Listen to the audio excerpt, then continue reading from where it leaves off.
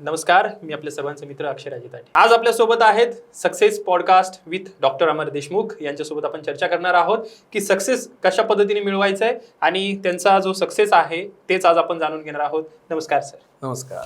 खरं तर आनंद होतोय सक्सेस विथ अमर देशमुख या नवीन शो बद्दल. काय सांगाल, तुमच्या आयुष्याच्या या सक्सेसची जर्नी कशी होती? सुरुवात कशी झाली? खरं तर खूप कठीण म्हणायला लागेल. कारण काय झालं, जो कोणी सडन सक्सेस होतो तो त्याच्या मागे क्राईम असतो आणि जो स्लोली सक्सेस होतो त्याच्या मागे स्ट्रगल असतो आणि एफर्ट्स असतो. आता मी साधारणतः BAMS केल्यानंतर एक क्लिनिक असं अपेक्षित होतं, पण माझ्याबरोबर जे सभोवतालचे मित्र आहेत हे सगळे वेगवेगळ्या सेक्टरमध्ये मोठ्या प्रमाणात प्रगती झालेले होते आणि प्रगती झालेल्या असल्यामुळे त्यांचं काही नॉलेज आहे माझ्या कानावर पडायचं आणि नेहमी असं वाटायचं की यार आपण असं काम करावं की ते भारतभर पोहोचलं पाहिजे, म्हणजे आपण नसताना सुद्धा ते चाललं पाहिजे. मग ह्या हेतून पेटून उठल्यामुळे काय झालं माहिती आहे का, साधारणतः काम करावं असं वाटलं आणि करत असताना लोकांच्या ज्या सक्सेस स्टोऱ्या आहेत त्या वाचत गेलो. जे जे मोठे लोक श्रीमंत कसे झाले त्या स्टोऱ्या वाचत गेलो आणि त्या वाचता वाचता काय झालं की बाबा असा कोणता व्यवसाय की त्या व्यवसायानं आपल्याला सक्सेस मिळेल आणि आपल्याला भारतभर काम करता येईल. आणि जोपर्यंत आपल्याला भारतभर काम नाही करता येणार तोपर्यंत आपण सक्सेस होणार नाही. त्यामुळे काय झालं की कधी फायनान्शियल सेक्टरमध्ये वाचलं, कधी इंडस्ट्रीयल सेक्टरमध्ये वेगळ्या मॅन्युफॅक्चरिंग इंडस्ट्री, सर्व्हिस इंडस्ट्री, त्याचबरोबर प्लॉटिंग, डेव्हलपमेंट. आणि मूळ डॉक्टर असल्यामुळे काय होतं की बऱ्याचशा लोकात जात असताना कॅम्प घेणे, हेल्थ अवेअरनेस करणे, लोकात मिसळण्याची एक सवय होती. इवन काही दिवस राजकारणामध्ये पण जाण्याचा प्रयत्न केला आणि हे सगळं करत असताना कुठेतरी एक सक्सेसचा बेस मिळवणं गरजेचा होता. आणि मग आतापर्यंत तुम्हाला सांगायला काही हरकत नाही की जवळपास 20 ते 25 वेगवेगळ्या प्रकारचे बिझनेस केले आणि ते सक्सेस झाले नाही. मग ते सक्सेस झाले नसल्यामुळे काय झालं की त्याचे काही ड्रॉबॅक बघितले. कशामुळे नेमके सक्सेस झाले नाही? एक तर पहिली गोष्ट, मी वेळ देऊ शकलो नाही. एक तर जो बिझनेस मला आवडत नव्हता तो मी केला लोकांचं बघून. एक तर जो करायला नाही पाहिजे तो बिझनेस केला आणि एक तर ज्या बिझनेसचं नॉलेजच नाही आहे असा एक बिझनेस केला. मग यामुळे काय झालं, अनसक्सेस रेशो वाढत गेला. पण खचलो नाही, मग पेटून उठलो आणि मग 10-15 बिझनेस करत असताना नंतर एक बिझनेस मात्र गेल्या 2 वर्षापासून एक छानसा सापडला आणि तो म्हणजे फायनान्स करत असताना सुरुवातीला पब्लिक आयडेंटिफाय करता नाही आली. त्याचं सिबिल कसं आहे, कोणाचं बिझनेस कसं आहे हे कळालं नाही आणि सुरुवातीलाच फायनान्समध्ये एकदम 1.5 करोड रुपये लॉस झाला. एकदम अनवॉन्टेड लोकांना लोन दिल्या गेले, कलेक्शनला त्रास. बरं, स्वतः जवळचे पैसे घेऊन त्या फायनान्समध्ये उतरल्यामुळे ज्या लोकांना लोन दिले ते रिकव्हरीला त्रास, कारण की त्यामधला अभ्यास नव्हता. पण योगायोगानं माझ्या जवळचे जे जोडीदार आहे ते अहोरात्र मेहनत करणारे मला भेटले. त्यांनी मला कधी खचू दिलं नाही. मी जेव्हा डिप्रेस झालो त्यांनी मला मोटिवेट केलं की नाही सर, आपण याच्यातून काम करू. असे 2-3 माझे सहकारी भेटल्यामुळे मला त्याच्यात उत्साह आला आणि मग मी हळूहळू संभाजीनगरला करत असताना इथे थोडंसं मोठ्या सिटीत जाऊ म्हणून मुंबईत सुरू केलं आणि गेल्या 5 महिन्यामध्ये हाच फॉर्म्युला, हाच बेसिक फायनान्स मी मुंबईला सुरू केल्यामुळे तो सक्सेस झाला.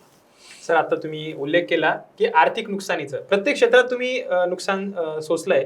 तर मग हे आर्थिक नुकसान सोसल्यानंतरही फायनान्स कसं उभं केलं? कारण की तुम्ही आत्ताच उल्लेख केला 1.5 कोटीचं नुकसान झालंय.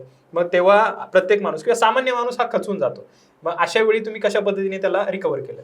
काय झालं, काम करत असताना आहे ना, हेतू मात्र प्रामाणिक असायचा. आणि जेव्हा हेतू प्रामाणिक असेल ना तर 2 पैसे माझ्या बिझनेसमध्ये इन्व्हेस्ट करा असं मी मोठमोठ्या लोकांना व्हिजिट करायचो, त्यांना भेटायचो. आणि मला माहिती आहे हा लॉस झाला, एखादा बिझनेस केला तर तो लॉस भरून निघेल आणि खचलो नाही. मग मोठ्या मोठ्या लोकांचं बघितलं की मोठमोठे लोक आहे, उदाहरणार्थ अदानी म्हणा, उदाहरण मोठे लोक जे कधी काही काही बिझनेसमध्ये लॉस होतात आणि काही बिझनेसमध्ये ते भरून काढतात. मग असं करताना ज्या लोकांनी शून्यातून मोठे झालेत त्या लोकांना भेटलो. मग त्या लोकांकडनं काही पैसा डोनेट म्हणून घेतला, काही इन्व्हेस्टमेंट म्हणून घेतला आणि काही सपोर्ट म्हणून पण घेतला. बरेचसे मित्रपरिवार आहे, रिलेटिव्ह आहे आणि मग त्या अशा संकटातून निघलो बाहेर. आता तुम्ही उल्लेख केला की अनेक मित्रपरिवार आहेत, समाजाने तुम्हाला म्हणजे मदत केली. तर मदत करताना समाजसेवा पण मोठ्या प्रमाणात होत असते. तर या समाजसेवा असेल किंवा मदतीसाठी तुम्ही काय सांगाल? खरं तर तुम्ही चांगला प्रश्न विचारला. हे बघा, आपण जेव्हा समाजसेवा करत असतो ना, कदाचित तो निर्माता आहे ना तो देणारा आहे ना, तो कुठून तरी आपल्याला आशीर्वाद रूपी पैशाची किंवा मार्गदर्शनाची मदत करत असतो. तर ज्या वेळेस आपण समाजसेवा निस्वार्थ करायला जातो ना, त्याच्याच साईडला आपला बिझनेस पण देव म्हणायला काय हरकत नाही, तो आपला वाढवत राहतो. मग अशा अर्थाने काय होतं, समाजसेवा जी आपण केलेली असते ती कधीच वाया जात नाही. लोक आपल्याला चांगल्या भावनेने बघतात आणि लोक म्हणतात की नाही, हा करू शकतो, याच्यावर पैसे लावायला काही हरकत नाही. तर बरेचसे लोक आमच्याकडे येतात, व्हिजिट करतात आणि आता जो आम्ही फायनान्स बिझनेस उभा केला आहे त्या बिझनेसला इन्व्हेस्ट म्हणून मदत करतात. आता तुम्ही उल्लेख केला की 5 महिन्यात तुम्ही मुंबईला खूप चांगल्या पद्धतीने यश मिळवलंय. तर हे फायनान्स मधलं जे अर्थकारण आहे जे तुम्ही आता कमवलंय, तर त्याबद्दल काय सांगा? खरं तर हे सगळ्यात महत्त्वाचं आहे हा विषय. एक बघा, मुंबईसारख्या ठिकाणी आणि मेट्रोसारख्या ठिकाणी बरेचसे लोक आहेत ना, इन्व्हेस्टमेंटसाठी ट्राय करत असतात आणि ज्या कंपनीत जास्त रिटर्न मिळेल अशाच ठिकाणी इन्व्हेस्ट करतात. तुम्हाला सांगायला काय हरकत नाही, आम्हाला सांगताना अभिमान वाटतो की आमची पहिली जी मायक्रो फायनान्समधली जी कंपनी आहे, आम्ही इन्व्हेस्टरला 20% वार्षिक रिटर्न देतो. आणि ते रिटर्न कसं देतो बघा, कारण की आम्ही काय करतो, मायक्रो लोन्स वाटतो आणि जो लोनचा टेन्युअर आहे हा टेन्युअर 90 दिवस पर्यंत ठेवतो आणि एका वर्षात आमचे ते 3 पट लोन रिपीट होतं. जेणेकरून आमच्यासाठी आम्ही 40 ते 45% 0 NPA मध्ये रिकवर करतो आणि 40-45% जर आम्ही वार्षिक रिकवर करत असेल, त्याच्यामध्ये 10% आमचा स्टाफ मेंटेनन्स जातो आणि 20% आम्ही एझिली जो इन्व्हेस्ट करणार आहे त्याला आम्ही एझिली रिटर्न देतो. म्हणजे त्यांनी काय होतं की आम्हाला फक्त आमचा प्लॅटफॉर्म करणं गरजेचं आहे. इन्व्हेस्टर आमच्याकडे आहे, इन्व्हेस्टर आम्हाला इन्व्हेस्ट करतात, आम्हाला ते इम्प्लिमेंट करायचं आहे आणि आमचा पैसा स्वतःचा न लावता आज मुंबईमध्ये आमचं फायनान्स बिझनेस मॉडेल उभं आहे. आता एवढं सगळं सक्सेस मिळवताना या सक्सेस स्टोरी मागचं रहस्य काय? कारण की तुम्ही म्हणालात की सर्व इनव्हिजिबल मदत आहे, सर्व गोष्टी आहेत. तर तरुणांनी या क्षेत्रात उतरण्यासाठी किंवा आता सध्या ज्यांना लोन पाहिजे आहे, ज्याला तुमच्याकडनं रिकव्हरी म्हणजे लोन घ्यायचं आहे, तर अशा लोकांनी काय केलं पाहिजे? सर्वात महत्त्वाचं सांगतो, तरुण पिढींना आणि मित्रमंडळींना एक माझा मोलाचा सल्ला आहे की जेवढी मेहनत आपण आपलं नातं सांभाळायला करतो, जेवढी मेहनत आपण आपल्या थोडक्यात एखाद्या प्रियसीला म्हणा, एखाद्या मित्राला म्हणा, एखाद्या आईला म्हणा, बहिणीला म्हणा, भावाला म्हणा, वडिलाला म्हणा, असे विविध प्रकारचे नाते सांभाळायला करतो, तेवढीच मेहनत आपलं सिबिल सांभाळायला करा. तर जेव्हा आपण आपलं सिबिल चांगलं ठेवू ना, तर जगातल्या प्रत्येक कंपन्या आपल्याला लोन देतील. म्हणजे फायनान्समध्ये आम्ही जे बघतो ना सिबिल, आता आम्ही तीच अकाउंटेबिलिटी स्वतःसाठी आम्ही केली. आजपर्यंत आम्ही काय केलं, कोणाचे जे काही आम्हाला पैसे देणं होते ते प्रॉपर वेळेत देत गेलो, कोणाची लालच न बाळगता तो व्यवहार कंप्लीट करत गेलो. मग ह्या सगळ्या ज्या सेक्टर आहे, ह्या सेक्टर फायनान्समध्ये तुम्हाला प्रगती देतात.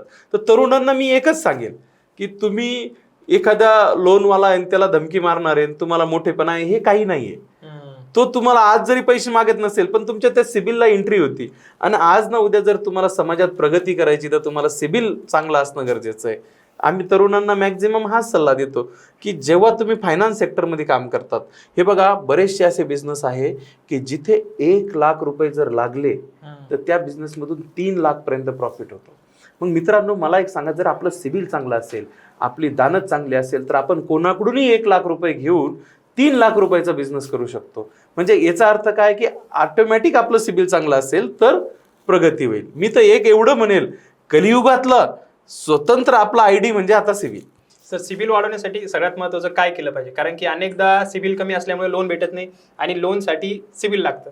आणि कधी समजा एखादा हप्ता चुकवला तर सिबिल खराब होतं, तर अशा वेळी काय करायचं? सर्वात महत्त्वाचा चांगला प्रश्न आहे हा. मित्रांनो, एक तुम्हाला सांगू इच्छितो, सिबिल आपल्याला जर वाढवायचं असेल ना तर छोटे छोटे लोन घ्या आणि टेन्युअर कमी घ्या आणि रिपेमेंट करा. मोस्टली सिबिल गोल्ड लोनमध्ये वाढतं. आता प्रत्येकाच्या घरात गोल्ड लोन असतं, तर छोटंसं गोल्ड लोन घेऊन ज्या काही NBFC आहेत, नॉन बँकिंग फायनान्स कंपन्या आहेत, कॉपरेटिव्ह बँकेत आणि सोसायटीमध्ये ठेवून तुमचं सिबिल इन्क्रीज मोस्टली होत नाही.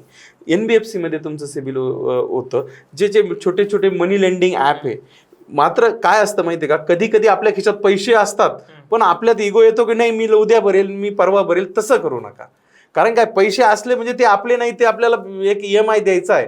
म्हणजे जेणेकरून जी आपल्याला ही सवय लागेल ना, त्यामुळे सिबिल ऑटोमॅटिक इम्प्रूव्ह होईल. आता बऱ्याचशा ऑर्गनायझेशन सिबिल इम्प्रूव्हवर काम करतायत, पण बेसिक एक आहे की मी देणं लागतो आणि मला द्यायचं आहे, तर ही जर भावना असेल तर ऑटोमॅटिक सिबिल इम्प्रूव्ह होईल. खरं ते सक्सेस चांगला आहे. सक्सेस पॉडकास्ट बद्दल काय सांगाल आणि येणाऱ्या काळात त्याच्याबद्दल काय काय होणार आहे? हा, अक्षय दादा, पहिले तुमचा धन्यवाद. आज पहिला पॉडकास्ट आपण सुरू करतोय. पण मी काय ठरवलंय आता, की मी जो फायनान्स सेक्टरमध्ये आलोय आणि ह्या सेक्टरमध्ये ज्या लोकांनी मोठं मोठं योगदान दिलंय, येणाऱ्या काळात सक्सेस पॉडकास्ट विथ अमर या लोकांचे इंटरव्ह्यू घेईल.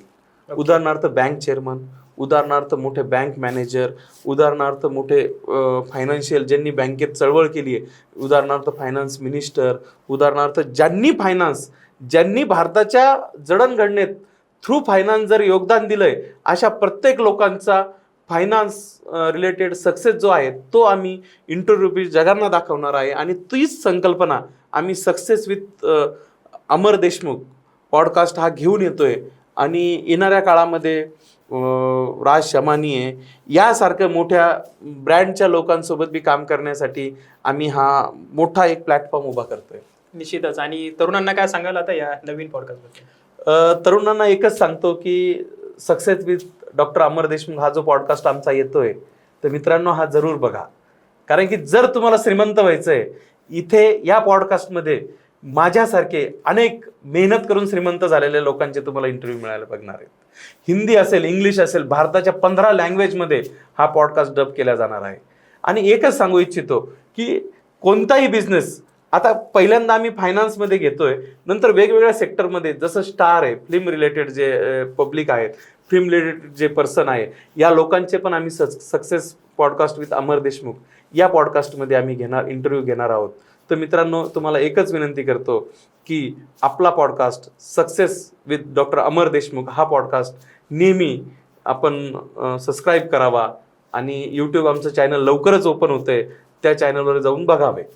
नक्कीच. खरं तर आपल्या सक्सेसबद्दल सर्वांनाच निश्चितच कल्पना मिळाली आहे. आणि दुसरी महत्त्वाची गोष्ट, फायनान्स कसं करावं हेही तुम्ही खूप चांगल्या पद्धतीने सांगितलं. आपल्या या सक्सेसमधनंच येणाऱ्या काळात फायनान्स असेल किंवा वेगवेगळ्या क्षेत्रातले, जसं तुम्ही आता उल्लेख केला की चांगले चांगले लोक तुम्ही आणणार आहात, तर त्यासाठी खरंच शुभेच्छा. आणि येणाऱ्या काळात चांगल्या चांगल्या तरुणांना चांगला संदेश मिळेल आणि ज्ञान मिळेल अशा अपेक्षा व्यक्त करतो. आणि खूप खूप शुभेच्छा सर. धन्यवाद.